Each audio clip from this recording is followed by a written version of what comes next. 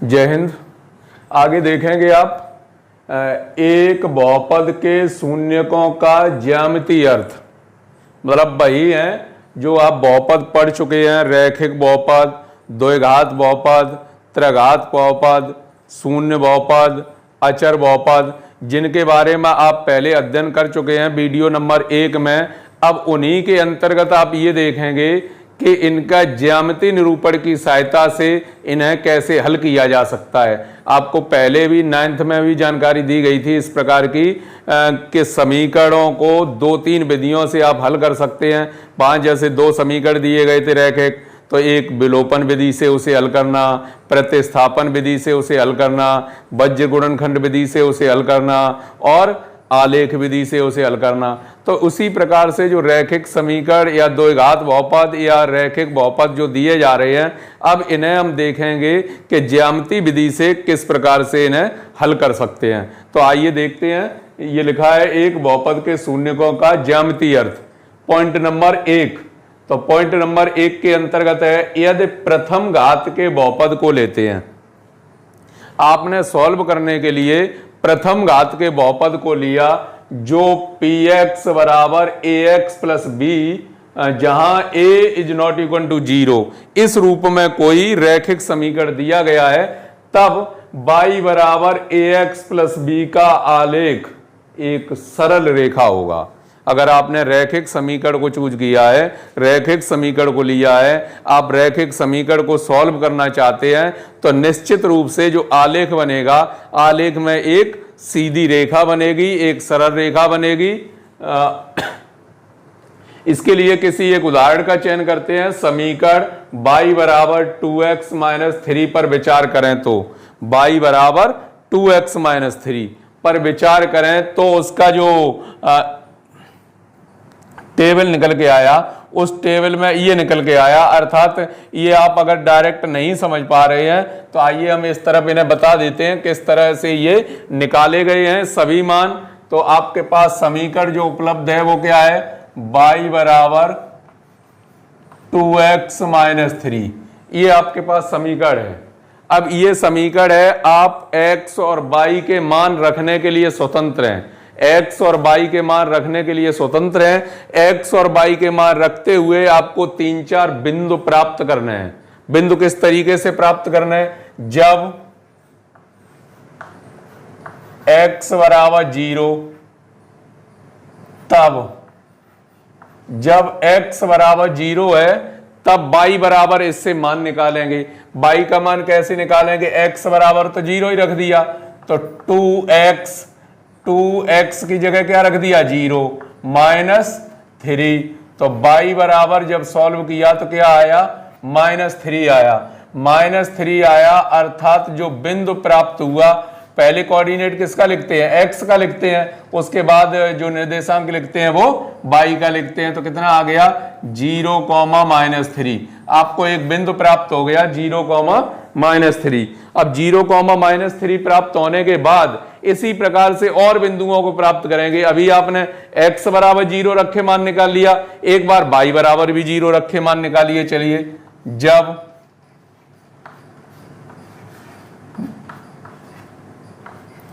y बराबर 0 तब समीकरण तो आपके पास ये है, y बराबर 2x माइनस 3, y की जगह 0 रख दिया, 2x माइनस 3, यहां से x की वैल्यू निकालें तो 3 तो इधर आ जाएंगे, बराबर में 2x।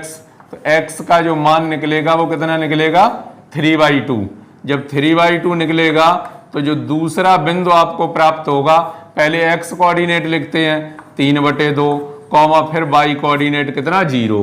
तो एक बिंदु आपको ये प्राप्त हो गया 3/2, 0। इसी प्रकार x के और मान रखे, y के और मान रखे, आप इनके 2-4 बिंदु प्राप्त करेंगे। किस तरीके से करेंगे, आगे फिर से लिखा, जब x बराबर 1 तब x बराबर मान लिया क्या है, 1 है, और आपके पास समीकरण जो है वो क्या है, रैखिक समीकरण y बराबर 2x माइनस 3, y बराबर 2x माइनस 3, y बराबर 2x की जगह 1 -3, y बराबर 2 माइनस 3, तो y का मान कितना आ जाएगा -1। जब -1 आया तो इसके अनुसार एक और बिंदु प्राप्त हुआ।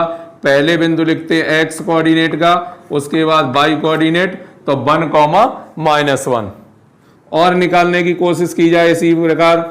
जब x बराबर 2 तब y equal to 2x minus 3, y equal to 2 into 2 minus 3, y equal to 4 minus 3, y equal to 1। जब 1 आया तो इसके अनुसार बिंदु कितना प्राप्त हुआ 2, 1। इस प्रकार से 4 पॉइंट आपको प्राप्त हो गए। तो ये पॉइंट कहीं निकालने नहीं जाते। ऐसा नहीं है कि x की वैल्यू दी जाएगी तभी हम y की निकालेंगे, या y की वैल्यू दी जाएगी तो हम x की वैल्यू निकालेंगे। ऐसे मान एक मान अपनी तरफ से स्वयं रख सकते हैं और दूसरे मान को हल करके उसकी वैल्यू प्राप्त कर सकते हैं। तो यहाँ पर x बराबर 0 मान लिया। जब x बराबर 0 मान लिया तो x की जगह 0 रख के y की वैल्यू प्राप्त कर ली, तो 0, -3। अब यहाँ y बराबर 0 मान लिया तो x की वैल्यू निकाल ली इसकी 3/2। तो एक बार मतलब कायदा तो यही है, जब आपके पास कठिन प्रश्न हो, कोई रैखिक हो, चाहे वो दो घाती समीकरण हो, एक बार x बराबर 0 रख दिया तब मान निकाला y का, एक बार y बराबर 0 रख दिया तब मान निकाला x का। तो इस तरीके से x और y के मान प्राप्त करते हैं। जब x और y के मान प्राप्त हो गए, अब जैसे दो रैखिक समीकरण भी आपके आगे हैं, आलेख विधि से किस प्रकार से हल करते थे, वहां भी x y बिंदु और x, y जो बिंदु निकालते हैं वो भी इसी प्रकार से निकालते हैं। तो x 1 2 3 4 बिंदु प्राप्त हो चुके हैं आपको। जो 4 बिंदु प्राप्त हुए हैं, अब इन बिंदुओं को आप आलेख के द्वारा निरूपित करेंगे। तो आलेख आप जानते हैं, प्लस का चिन्ह लगाया, x dash y dash, x dash और y डैश, या ये धनात्मक अक्ष है, इधर क्या है ऋणात्मक अक्ष है। ऐसे ही ऊपर धनात्मक अक्ष है और नीचे कैसी है ऋणात्मक अक्ष। जहां ये दोनों काटते हैं उसे क्या कहते हैं मूल बिंदु, ओरिजिन है ये। इसके जो निर्देशांक होते हैं वो क्या होते हैं 0, 0, इधर धनात्मक अक्ष है तो 1 2 3 4 5 इस तरीके से आएंगे। इधर ऋणात्मक अक्ष है -1 -2 -3 -4 -5 इस तरीके से माइनस के आएंगे। ऐसे ही जो y डैश अक्ष है उसके बाद ऊपर कैसे हैं पॉजिटिव है 1 2 3 4 5, नीचे कैसे है नेगेटिव -1 -2 -3 -4। इस तरीके से पहले इंगित कर लिया। इंगित करने के बाद अब देखेंगे आप, तो किसी एक बिंदु को बनाने की कोशिश कीजिए। इस पर जैसे लिखा है 0, -3, 0, -3 आपको चिन्हों का और चिन्हों के साथ साथ उनके चतुर्थांशों का भी ज्ञान होगा पहले से, क्योंकि आपको कराया गया है इस प्रकार का ज्ञान। ये क्या होता है प्रथम चतुर्थांश, ये कौन सा है द्वितीय चतुर्थांश, ये तृतीय चतुर्थांश और ये चतुर्थ चतुर्थांश। जो चतुर्थांश है उनके चिन्हों को भली बात आप पहले से जानते हैं, अगर नहीं जानते हैं तो एक बार फिर से जानने की कोशिश कीजिए। प्रथम चतुर्थांश के अंतर्गत चिन्ह कैसे होते हैं प्लस, दूसरे चतुर्थांश के अंतर्गत चिन्ह कैसे होते हैं माइनस, तीसरे चतुर्थांश के अंतर्गत चिन्ह माइनस और चौथे चतुर्थांश के अंतर्गत चिन्ह प्लस। अगर कोई कोऑर्डिनेट जो दिया गया है और उसके चिन्ह दोनों के प्लस हैं तो वो निश्चित रूप से वो किस में होगा पहले चतुर्थांश में होगा। इसी प्रकार माइनस है तो वो दूसरे चतुर्थांश में होगा, और माइनस है तो तृतीय चतुर्थांश में होगा, प्लस है तो चौथे चतुर्थांश में होगा। ये तो चतुर्थांशों की स्थिति बताते हैं। यदि बाई चांस दोनों जो x और y कोऑर्डिनेट दिए अगर दोनों 0 हैं तो वो मूल बिंदु पर होगा। और जब कोई एक कोऑर्डिनेट 0 हो जाता है, एक का मान दिया जाता है, जैसे 0, -3 लिखा है, यहाँ 3/2, 0 लिखा है, अगर इस प्रकार से लिखा है तो उसका यदि x कोऑर्डिनेट 0 है, x वाला निर्देशांक अगर 0 है तो वह बिंदु y अक्ष पर स्थित होता है, तो वो इस लाइन पर आएगा कहीं। और यदि किसी बिंदु का जो y निर्देशांक 0 है तो वो निश्चित रूप से कहां होगा x अक्ष पर होगा। जब y निर्देशांक 0 है तो x अक्ष पर होगा, और x निर्देशांक 0 है तो वह y अक्ष पर होगा। समझ में आ गया होगा ठीक से।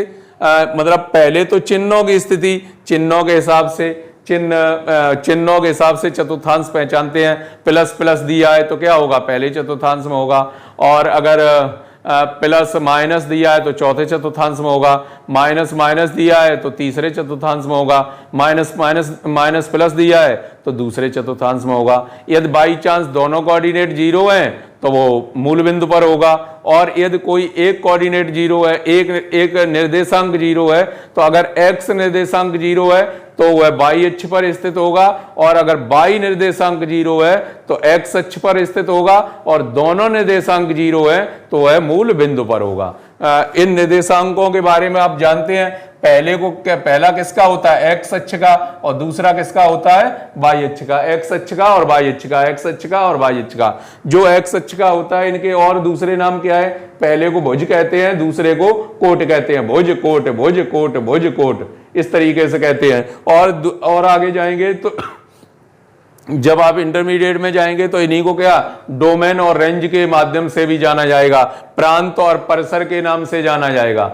ठीक है, तो इस प्रकार से अब इस पर बनाने की कोशिश करते हैं इन बिंदुओं को। 0,-3 0,-3 जो दिया गया है, x निर्देशांक उसका 0 है, तो निश्चित रूप से ये कहां होगा, बाई अक्ष पर होगा। -3 0 तो यहां आ गया, -3 तो नीचे आएगा यहां पर। ये एक बिंदु प्राप्त हो गया 0,-3। 0,-3 प्राप्त होने के बाद और कोई प्राप्त कीजिए, 3/2,0, 3/2 का मतलब 1.5, तो 1.5 और वो तो 0 है, तो ये कहां होगा, x अक्ष पर होगा।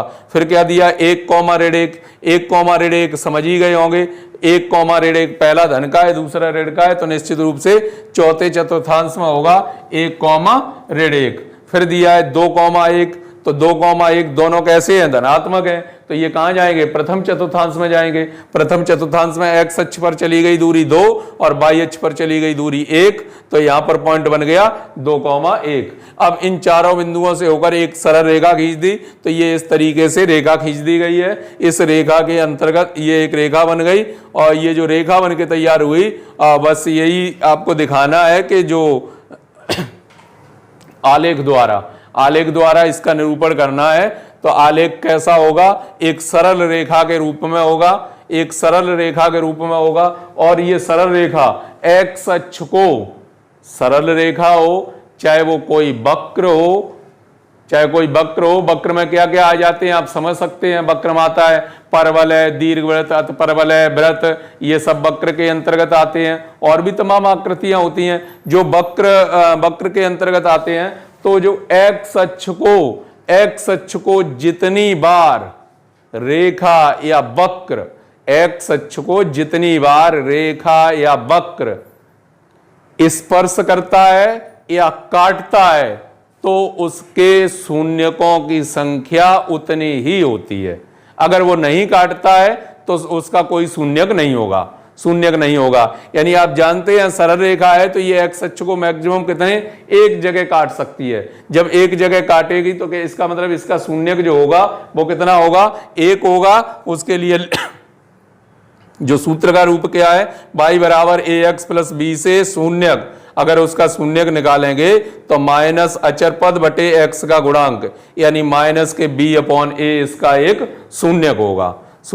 तो आपको ये समझ में आ गया होगा, मतलब रैखिक बहुपद y बराबर ax + b के रूप में लिखा है, और उसका कोई अगर आपने एग्जाम्पल लिया है तो उसका शून्यक आपको ज्ञात करना है। ये देखेंगे आप x अक्ष को 3/2, 0 पर प्रतिच्छेदित करता है, तो इसका ये क्या शून्यक हो गया 3/2। आगे मिटा देते हैं एक बार इसे।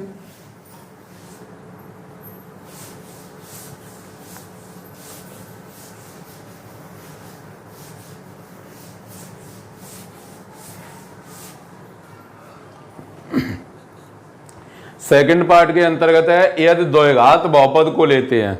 अभी तो आपने एक घात बहुपद को लिया या रैखिक बहुपद को लिया।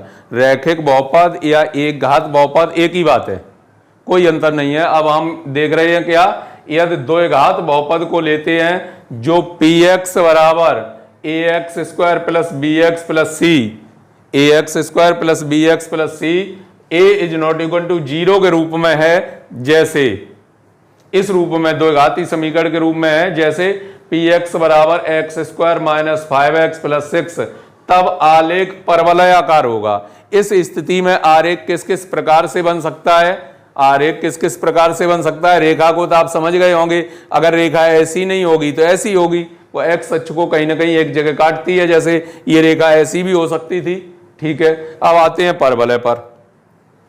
जब दो घात समीकरण होता है तो आलेख की आकृति कैसी? परवलयाकार हो जाती है।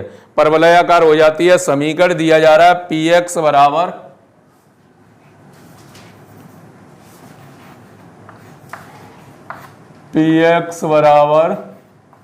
X square minus 5x plus 6 ये दिया है, या इसी को आप क्या लिख सकते हैं? y बराबर x square minus 5x plus 6, ये कोई एक समीकरण दिया जा रहा है। y बराबर या पी एक्स बराबर आपने देखा होगा फलन के रूप में लिखते हैं तो क्या लिखते हैं? F X such that X tends to Y, F X such that X tends to Y, इस तरीके से लिखते हैं। इस तरीके से एफ एक्स, या ऐसे ही F such that X tends to Y. तो यहां जो एक्स एफ एक्स है वो किसका काम करता है? वाई का। तो पी एक्स किसका काम करेगा? वाई का, वाई का काम करेगा। अब इसे आलेख यानी आलेख के लिए निरूपित करने के लिए किस किस प्रकार का इसका आलेख होगा, उसके लिए क्या करेंगे? हम इसे आलेख रूप में परिवर्तित करने के लिए यहां से कुछ मान प्राप्त करेंगे। जो मान प्राप्त करेंगे उसकी आप इस प्रकार से साड़ी बना सकते हैं। और साड़ी बनाए हैं, ये जो मान निकाले हैं वो किस तरीके से निकाले हैं? जैसे रैखिक समीकरण के निकाले थे वैसे ही दो घात बहुपद समीकरण के निकालेंगे। आइए देखते हैं किस तरीके से निकालते हैं। यहां पर देख मान रखेंगे, जब x बराबर 0 तब, जब x बराबर 0 तो x square minus 5x plus 6 ये लिखा हुआ है, और x बराबर क्या रख दिया? 0 रख दिया। अगर x बराबर 0 रख दिया तो 0 रखने पर ये भी 0 हो गई, ये भी 0 हो गई, ये भी 0 हो गई। टोटल y का जो मान आया वो कितना आया? 6 आया। जैसे ही y का मान 6 आया आपको एक बिंदु प्राप्त हो गया। वो बिंदु क्या प्राप्त हो गया? 0,6, क्योंकि पहले x अक्ष का कोऑर्डिनेट x अक्ष का लिखा जाता है, उसके बाद किसका लिखा जाता है? y अक्ष का लिखा जाता है। तो 0,6 हो गया, 0,6 हो गया। अब आगे इसी प्रकार रखेंगे, जब x बराबर 1 तब y बराबर क्या आएगा? X square minus 5x plus 6, y बराबर 1 का स्क्वायर तो 1 ही होगा, 5 इंटू 1 प्लस 6 कितना आ गया? 7 माइनस 5, तो y बराबर कितना आ गया? 2। जब y बराबर 2 आ गया तो इस तरीके से जो बिंदु प्राप्त हुआ वो कितना प्राप्त हुआ? 1,2, 1,2 प्राप्त हुआ। आगे फिर से निकालेंगे, जब x बराबर 2 तब, जब x का मान 2 है तो x square minus 5x plus 6, अब x की जगह क्या रखेंगे? 2 रखेंगे, 2 रखेंगे तो y बराबर 2 का वर्ग माइनस 5 इंटू 2 प्लस 6 यानी 4 माइनस 10 प्लस 6, 10 माइनस 10, कुल मिला के क्या आ गया? 0। जब 0 आ गया तो इसका भी एक बिंदु प्राप्त हो गया। कितना बिंदु प्राप्त हो गया? 2,0, 2,0। जब x बराबर 3 तब, अब x की जगह क्या? 3 रख दिया, तो 3 रख दिया तो y equal to X square minus 5x plus 6, 3 का स्क्वायर माइनस 5 इंटू 3 प्लस 6, तो कितना आएगा? 9 माइनस 15 प्लस 6 यानी 15 माइनस 15 इक्वल टू 0। तो यहाँ से भी एक बिंदु प्राप्त हो गया। वो बिंदु क्या प्राप्त हुआ है? 3,0, 3,0। इस तरीके से और भी मान निकाले जा सकते हैं। x बराबर आप क्या रख सकते हैं? 4 रख सकते हैं। जब x इक्वल टू 4 तब y इक्वल टू 4 का वर्ग माइनस 5 इंटू 4 प्लस 6, तो कितना आ जाएगा 22 माइनस 20, 2 आ गया। जब 2 आ गया तो बिंदु क्या क्या बन के तैयार हो गए 4,2। इस प्रकार से और भी बिंदु इसके निकाले जा सकते हैं, कई बिंदुओं को निकाल सकते हैं इस प्रकार से। तो जो इस प्रकार से बिंदु निकाले जा सकते हैं, बस वही बिंदु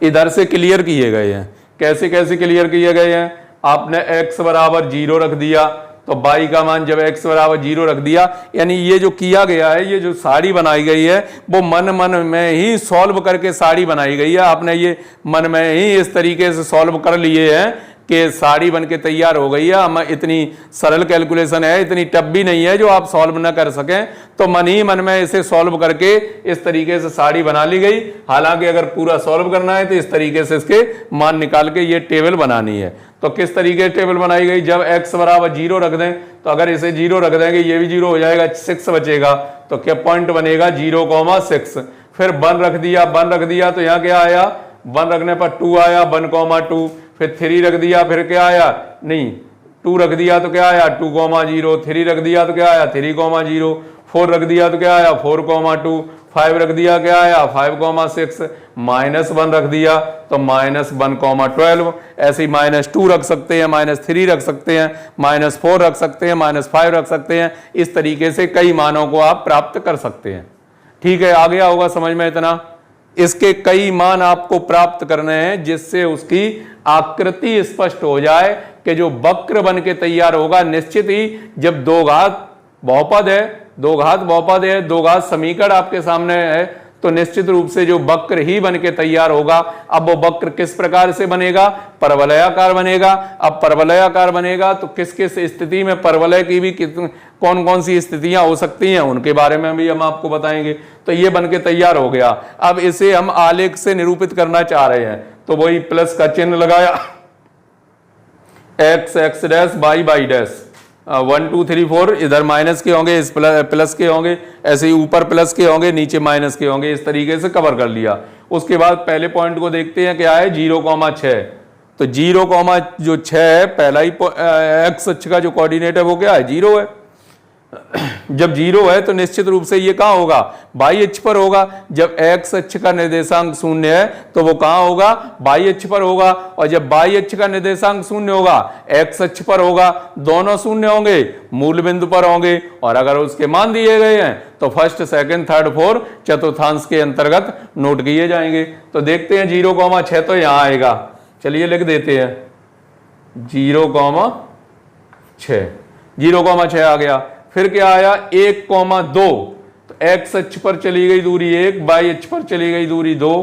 तो यहां जो पॉइंट बन के तैयार होगा वो पॉइंट क्या होगा 1,2। ऐसे ही फिर क्या है 2,0, तो 2,0 यहां पर इधर आ गया, वो क्या आ गया 2,0। और जो इधर वाला पॉइंट आ गया वो क्या आ गया 3,0। फिर क्या आ गया 4,2, ये क्या है 5,6। आप निकाल सकते हैं, तो उसे भी x बराबर 5 रखेंगे तो y का मान कितना आएगा 6 आएगा, यानी 5,6 वो भी आ गए। तो इस प्रकार से ऐसे ही जब आकृति को इसे खींचा, जब इसकी रेखा को खींचा एक दूसरे के बिंदुओं को मिलाते हुए, जब इस प्रकार से आकृति को खींचा, तो जिस आकृति को हम देख रहे हैं उसे हम परवलयाकार आकृति के नाम से जानते हैं। ये जो आकृति बन के तैयार हुई है वो कैसी हुई है, परवलयाकार। तो दो घात समीकरण अगर आपके सामने उपस्थित है, दो घात समीकरण दिया गया है, तो दो घात समीकरण की जो आकृति बनती है वो कैसी बनती है, परवलयाकार बनती है। ये दो घात बहुपद दिया गया था। आप ऐसे बहुपद के समीकरण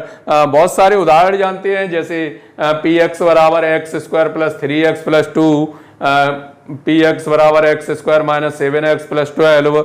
इस तरीके से लिख के और इस तरीके से सॉल्व करके आप ऐसी आकृतियों को प्राप्त कर सकते हैं। अब ये आकृतियां किस किस प्रकार से हो सकती हैं वो देखते हैं।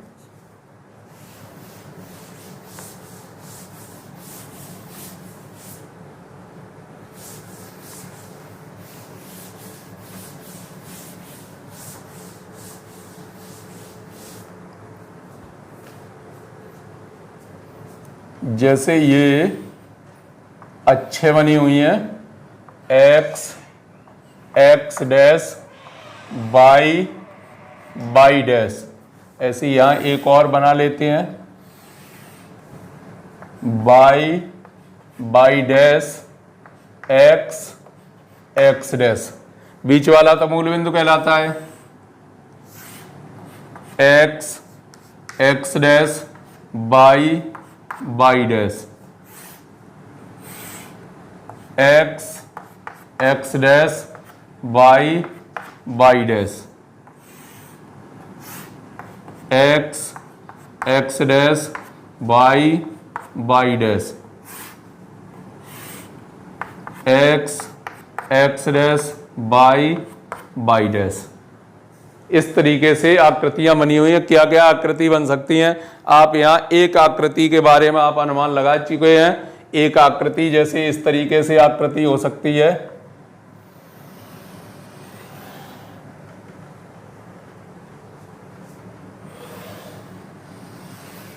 इस तरीके से भी आकृति हो सकती है, परवलयाकार ऊपर की तरफ मुंह उसका खुला हुआ, या इस तरीके से आकृति हो सकती है।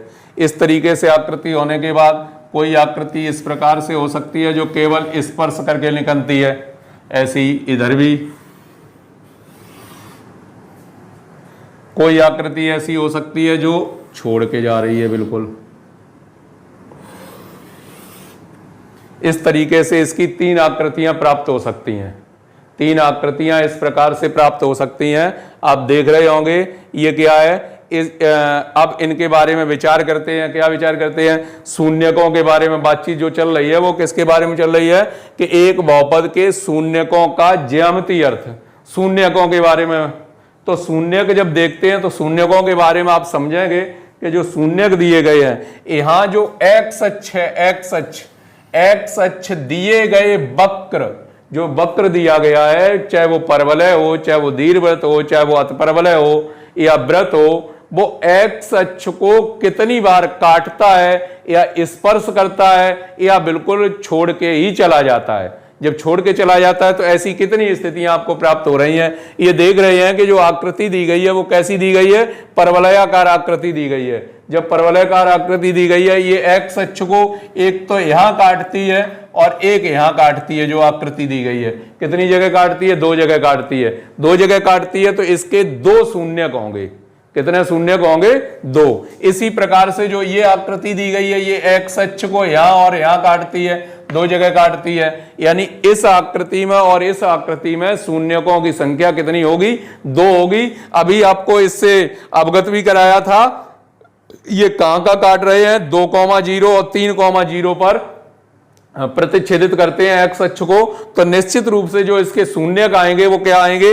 x बराबर 2 और x बराबर 3, यानी 2 और 3 इसके शून्यक होंगे। 2 और 3 इसके शून्यक होंगे। ऐसे ही यहां जो भी आ जाए, जैसा भी आपके पास दो घात बहुपद दिया गया है, x² - 7x + 12 इस तरीके से दिया गया है, तो इसके जो शून्यक निकलेंगे वो क्या निकलेंगे? 3,4 निकलेंगे। ऐसे ही 3 और 4 पर वो एक दूसरे 3 और 4 पर जो दिया गया वक्र है वो 3,0 और 4,0 पर प्रतिच्छेदित करेगा एक्स अक्ष को। अब यहां पर आ गए। जब यहां पर आ गए तो यहां पर देख रहे हैं कि जो भी परवलय की आकृति दी गई है वो एक्स अक्ष को केवल एक बिंदु पर काटती है, स्पर्श करके निकलती है। इसका मतलब एक बिंदु को काटती है। जब एक बिंदु को काटती है, अगर इस प्रकार की आकृति है तो इस आकृति में बेशक वो दो घात बहुपद का समीकरण दिया गया है, लेकिन शून्यकों की जो संख्या होगी, जो शून्यक इसके निकलेंगे ऐसी और ऐसी आकृति में, वो शून्यक क्या होगा? केवल एक होगा, केवल एक होगा। लास्ट वाली पोजीशन को देखें तो जो परवलयाकार आकृति यानी जो वक्र बना हुआ है वो एक्स अक्ष को न काटता है न वो स्पर्श करता है, न वो एक्स अक्ष को काटता है न एक्स अक्ष को स्पर्श करता है। ऐसी स्थिति में इसका कोई शून्यक नहीं होगा। जब इसका कोई शून्यक नहीं होगा, ऐसे ही इसे भी समझ सकते हैं, ये एक्स अक्ष को बिल्कुल नहीं काटता है। जब नहीं काटता है तो इसका शून्यक कोई भी नहीं होगा। तो यहां पर आपने एक सिद्धांत सीखा, वो ये सीखा, अगर समीकरण द्विघात बहुपद है, कैसा है? द्विघात, घात बराबर 2, मैक्सिमम जो उसकी घात है वो कितनी है? 2 है। तो शून्य मैक्सिमम अधिक से अधिक 2 हो सकते हैं, 2 के बाद 1 हो सकता है और 1 भी नहीं हो सकता। ऐसा नहीं है कि द्विघात बहुपद दिया गया है और उसके शून्य 3 आ जाए, बिल्कुल गलत, ऐसा नहीं हो सकता। कितना होगा? अगर त्रिघाती बहुपद दिया गया है तो त्रिघाती बहुपद के 3 शून्य हो सकते हैं, 2 हो सकते हैं, 1 हो सकता है बिल्कुल ना हो, ठीक है, लेकिन उससे ऊपर नहीं जाएगा। अब जैसे रैखिक बहुपद दिया है, जब रैखिक बहुपद दिया है तो शून्य का अधिक से अधिक कितने हो सकते हैं? 1 हो सकता है और या तो बिल्कुल भी नहीं होगा। तो मैक्सिमम से घटते घटते शून्य की तरफ जाते हैं। उनके शून्यकों को ज्ञात करने के लिए कोई त्रिघाती बहुपद दिया गया है तो अधिक से अधिक उसके 3 शून्य हो सकते हैं, 2 हो सकते हैं, 1 हो सकता है या बिल्कुल ना हो।